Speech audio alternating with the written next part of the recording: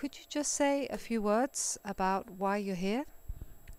I've been invited to participate in the expert meeting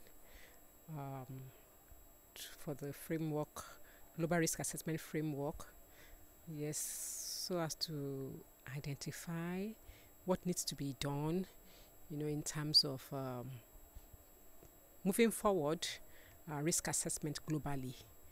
And that includes identifying the range of hazards that because of urbanization, population growth, climate change, you're having emerging risks, that some of them were previously not experienced before.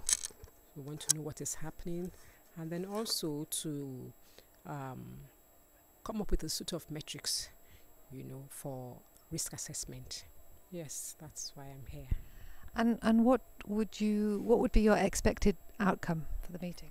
Yes, the expected outcome will be, as I said before, to come up with a suite of metrics for risk assessment, and then also to be able to help to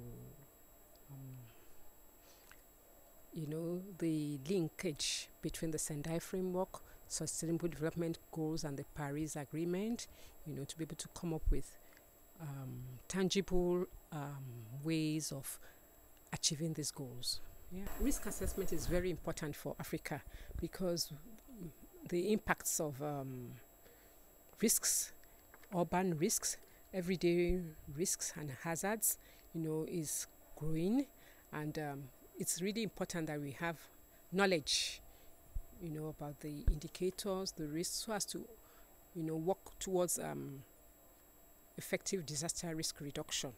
So that's one way. And, the Sustainable Development Goals speaks particularly to the urban areas in Africa where you have more of the urban poor.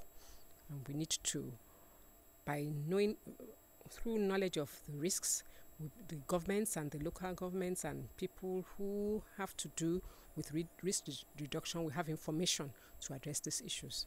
Yeah.